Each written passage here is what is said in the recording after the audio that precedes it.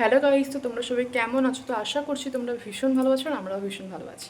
তো ভিডিওটা আমি এখন থেকেই স্টার্ট করছি। তো এখন বাজে ওই 1:10 মতো। তো আমি স্নান কমপ্লিট করে দেন উঠলাম। সকাল থেকে ভিডিওটা আমার একদমই স্টার্ট করা হয়নি, আসলে একদম খেয়াল ছিল না। তারপর আজকে বড় অফিস ছুটি, তো ওই জন্য একটু দেরি করেই ঘুম থেকে ওঠা হয়েছিল।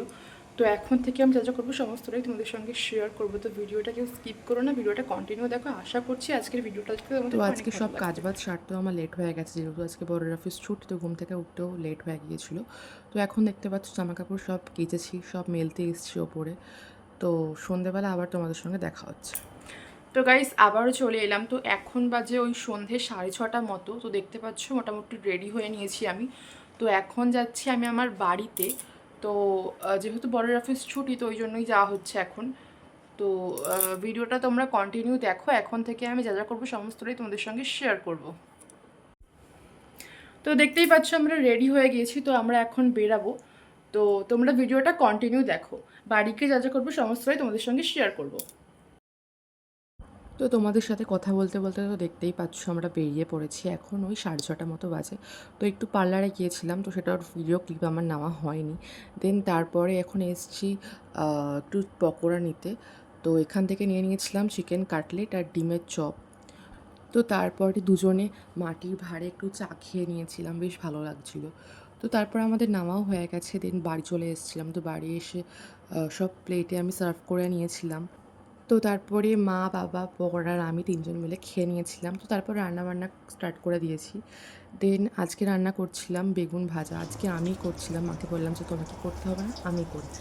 আর বাড়িতে এসে স্পেশাল একটা রান্না করছিলাম, সেটা হচ্ছে মটন। তো তোমরা ভিডিওটা কন্টিনিউ দেখো, আশা করছি বুঝতে পারবে সবটাই। সব রেডি করা হয়েছে। এই যে আলু কাটা হয়েছে, এটা হচ্ছে পেঁয়াজ, টমেটো,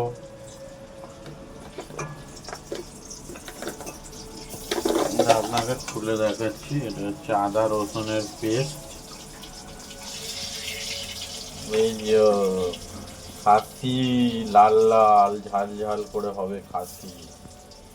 আর এখন বেগুন ভাজা চলছে, পিয়া এখানে বেগুন ভাজা করছে।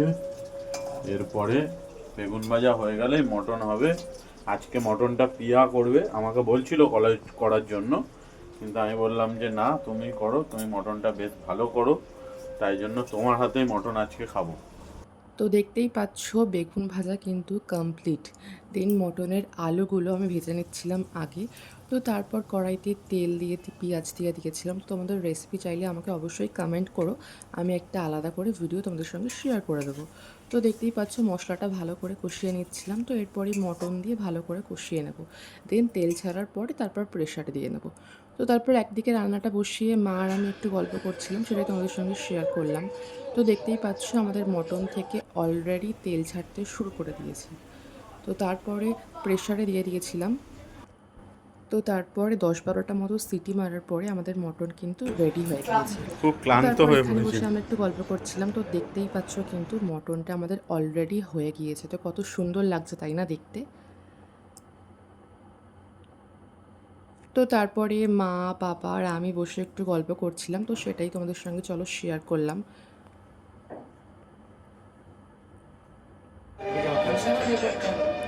তো তারপরে এখন ওই 10:30 মতো বাজে, আমরা একসাথে ডিনার করতেও বসে পড়েছি।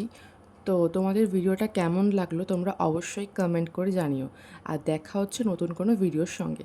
ততক্ষণ তোমাদের সবাইকে টাটা।